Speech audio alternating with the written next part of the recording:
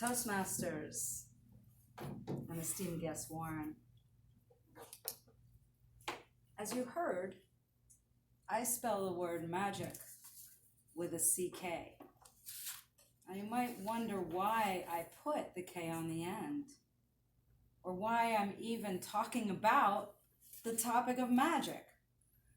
When I was a little child, I believed in fairies. Did any of you believe in fairies as children? Awesome. I loved to go into the woods and build fairy houses out of pine cones and with lots and lots of moss. I loved the way the moss felt on my fingers and how it smelled. Just the smell of the woods, to me, is magical. When we think of the word magic, we often get the idea of somebody pulling a rabbit out of a hat, wearing a tux, or maybe causing a woman to float off the stage. This type of magic, for me, is spelled just with the C on the end. It's prestidigitation, sleight of hand, foolery.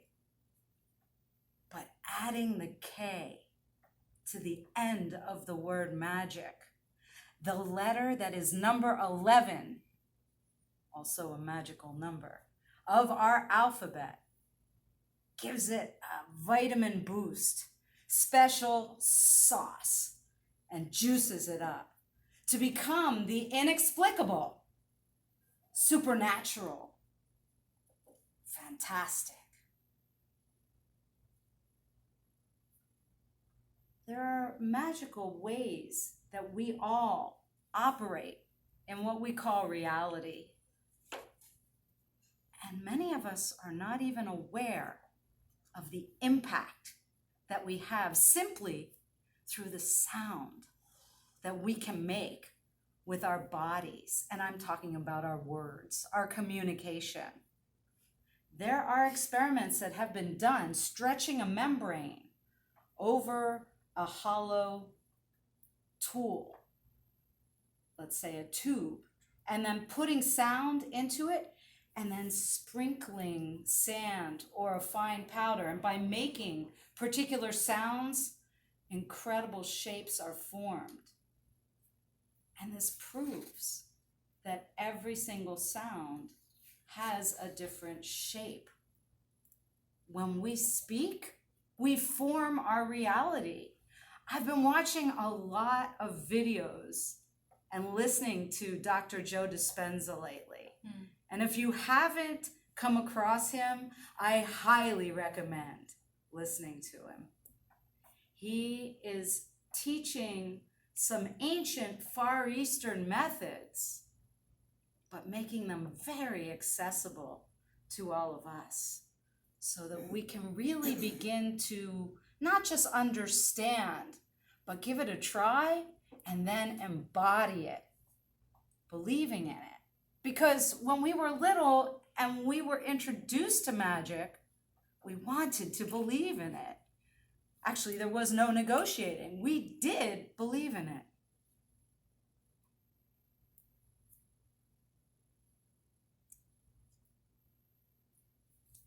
I learned to meditate when I was a little child, at 6 years old. Imagine a room full of 6-year-olds with older children all the way up to 12 years old, sitting still for an hour. Can you imagine that? Do you think it's even possible? I've been told when I've shared that with others that it's got to be a miracle. But we did it. And it became natural and something that we craved every week. It was a time to just relax and get the thoughts to clear out, quieting the mind.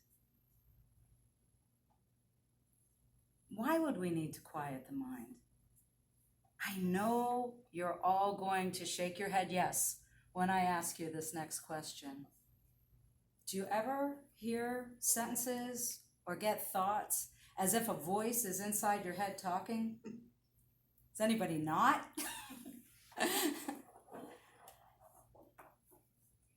Meditation for me, which is what we were doing, sitting still for an hour at a time, truly creates magic. It's a way that we can tap in to our psychic abilities. We can all use that, even when we get up to speak. There are magical processes we can go through to make it a lot easier. How do you get grounded? One of the easiest ways is to just stamp your feet on the floor. Feel your heels hitting the ground. And this activates the central nervous system right up through the body and will assist in moving fluid in the area of the brain. If you don't have the ability to stand up and stomp, you can tap your heels right where you are, seated. Give it a try. Notice how you're feeling right now. Tap your heels a few times, and then notice how you feel afterwards. Breathing is also one of the most magical processes that we can participate in, and we do it all the time without thinking. But if we get scared or challenged, our first reaction is to hold the breath. This is never going to help if we're trying to relax, get a point across, meeting a new person, talking about our business, getting somebody to like us, maybe on a first date or a phone conversation. I invite you to just exhale wherever you are in your breath right now. Then take a deep, long breath in through your nose. Pause for a second, and then exhale. Notice the shift in your body. Notice the energetic feelings that have changed just by focusing on one single breath. This, to me, is that kind of inexplicable magic that we all possess. Toastmasters.